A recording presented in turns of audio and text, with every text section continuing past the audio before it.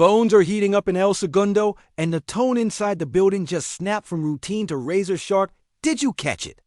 Rotations quietly tweaked in scrimmage. Closing reps shuffled in the final 3 minutes of practice. Staffers comparing numbers against the calendar instead of a box score. Why would all that happen now, before we've even hit the first sprint of the season's marathon?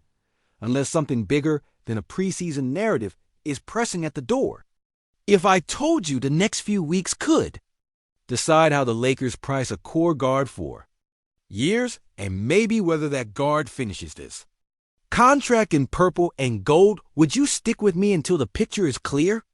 You can feel the urgency in the details the cameras never show.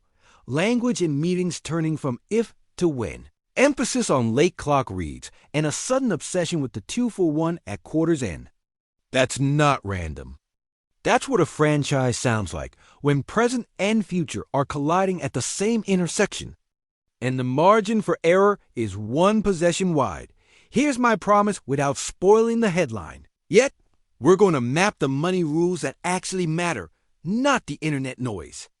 We'll break down what truly sets a guard's value in this offense. We'll connect performance, role, and market timing. And we'll lay out the 3 paths that sit on Rob Pelinka's desk when loyalty meets leverage. We'll talk fit, risk, and the message each path would send to the locker room and to the rest of the league. Welcome back to Lakers. News Fan Report. Tap subscribe. Hit that bell and drop a like right now so this reaches more Lakers fans in time. Around here, we don't do panic. We do patterns, basketball, and the truth. Straight dot introduction.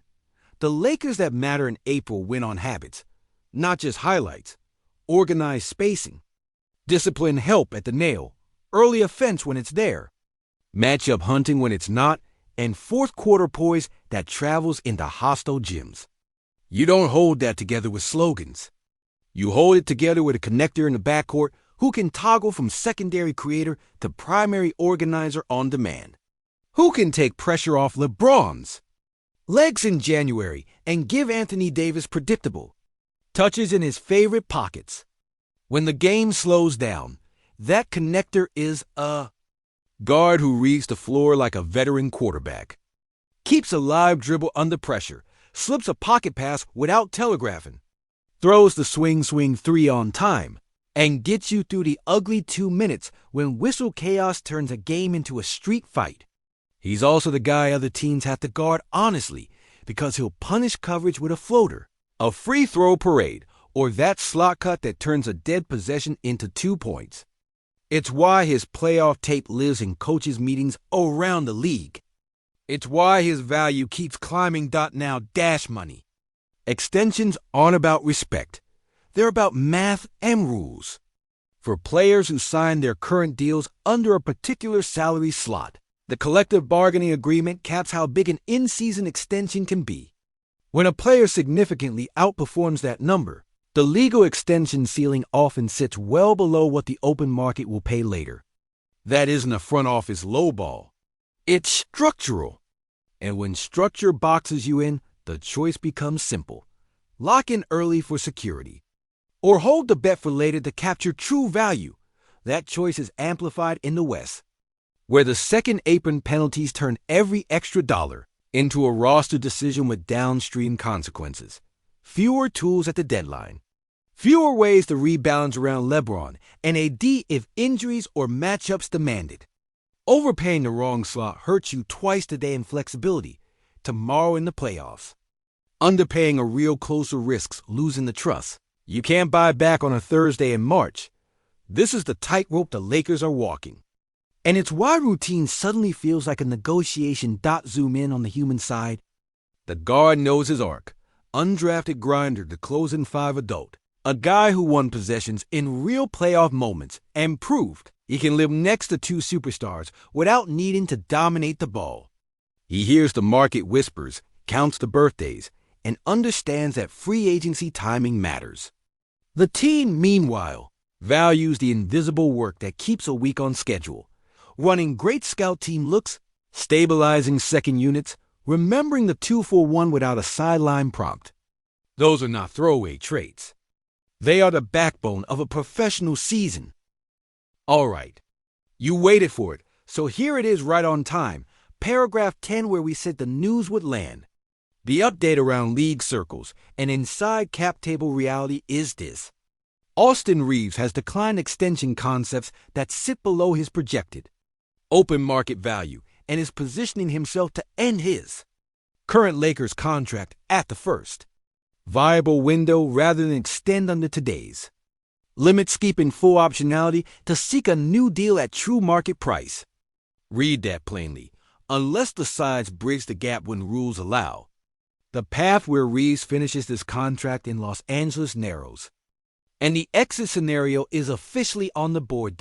Why would he take that stance? Because the extension lane available right now is capped by the CBA, not emotions, and the free market lane later is wider. Reaves' value is not just the raw line, it's the role. He's a closing five guard whose game scales to star gravity, who can initiate or finish, and who survives playoff scouting without becoming a liability. The market pays for that versatility. If the extension ceiling sits a tier below, the rational choice for the player is to keep leverage until the summer turns the faucet all the way on. What does it mean for the Lakers between now and then? 3 distinct paths. Path A. Keep him, compete, and revisit with a proper structure when rules allow use bird tools creatively. Align dollars with the second apron guardrails. And make the bet you intended to make in the first place. Pay for reliability in the slot that matters, most next to LeBron and AD. Path B. If you fear a bidding war that outstrips your plan and a contender waves a can't-say-no package, you consider a deadline move that brings back playoff-viable defense and shooting plus real future currency. Path C. Hold the line, listen without blinking, and accept that sometimes the smartest in-season move is no move. Trust that winning is the best recruiter and that July will be a negotiation, not a funeral.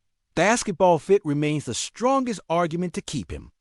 With a D anchoring the defense and LeBron still orchestrating, Reaves is the hinge that turns potential into order. He buys James off-ball possessions. He delivers Davis the catches you want. And he gives the second unit a grown-up who can change rhythm without burning timeouts. Even his boring plays entry timing, hit-ahead passes, tagging the roller then peeling to a shooter saves 6 points a night. You never see him till they're gone. Of course there's risk on both sides. For the player, health variance, usage swing if lineups tilt. The chance that a shiny number somewhere else comes with a system that dulls his strengths. For the team, second apron pain if you misprice the slot. The irreplaceable trust attached to a guard who already speaks LeBron AD. And the reality that replacing chemistry with talent in February often backfires. When the half-court turns clinical in May. So where is the leverage actually created this season? Availability, defensive growth, and fourth-quarter tape. If Reaves raises his point-of-attack resistance a notch and adds 2 drives a night that punch the paint early in the clock, the number in July writes itself. If the Lakers are winning at a top 4 seed pace by midseason, you don't disassemble a closing unit for theoretical flexibility. If injuries or fit wobble the arc and a rival dangles a genuine overpay playoff wing depth plus shooting on good contracts, plus a real pick you, at least pick up the phone. Let's be clear about any trade talk. Moving a connector of this type is not about selling high. It's about exchanging one certainty for 2 smaller ones that together keep the ceiling high. That means plus defense on the wing who can stay on the floor in a switch-heavy series, shooting that scales up in pressure possessions, or a young guard who can play next to a D today and grow into more tomorrow. Anything less is noise. The bar is not interesting. The bar is championship math. Reputation matters in this city. Reaves didn't arrive here as a headline. He earned this by playing like a grown-up when the lights got hot. He hit shots you remember and made decisions you barely noticed because they felt inevitable. That's why speculation has meant a calm message from inside. Business is business. The locker room respects professionalism, and the door to a future together stays open until it's closed by signatures. not stories that zoom out to the fan's heartbeat. It's natural to feel torn, keep the connector at any cost, or protect future flexibility in a league that punishes mistakes harder than ever. The truth sits in balance. Keeping him now and paying later isn't romantic. It's defensible if you believe he remains a plus in your closing five against the teams that actually stand in your way. Pivoting only makes sense if an offer both stabilizes the present and preserves the ability to move again when the bracket says, you must. There's also the LeBron AD timeline. You don't get many more springs with this exact combination of IQ, gravity, and defensive terror. The guard who completes them cannot be a theory. He must be a habit. Reeves is already a habit here.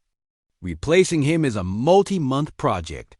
That's why, despite the leverage stance, the most boring outcome ride the year. Negotiate hard later is often the smartest. All of this, of course, will track night to night with film. Watch for subtle tells. Who initiates the first action after timeouts? Who brings the ball up after made baskets to conserve LeBron? How many possessions end with Reeves orchestrating the weak side exchange into a clean catch and shoot for a wing? Those are the touches that add up to value in the only currency that matters: winning possessions. Your turn, Lakers family. If the extension lane is capped now and wider later, do you ride the season and pay the right number in July? Or do you draw a hard line and explore a move if someone comes over the top at the deadline? Would you rather lock in the chemistry we've already seen with LeBron and AD? Or do you trust the system to elevate a cheaper guard into that role with time? Tell me below names, numbers, and your version of win now without mortgaging later. My personal view. Crisp and honest, Austin Reeves is a keep his game scales to playoff basketball in this system. And the cost of replacing that trust midstream is too high. So unless a rival forces your hand with a package that helps both tonight and 2 springs from now, you ride the year and meet the market when rules allow. And yes, to be crystal clear, we're talking about a situation in motion and reading the tea leaves of cap mechanics and performance. Not an official farewell. This remains speculation grounded in how the league works.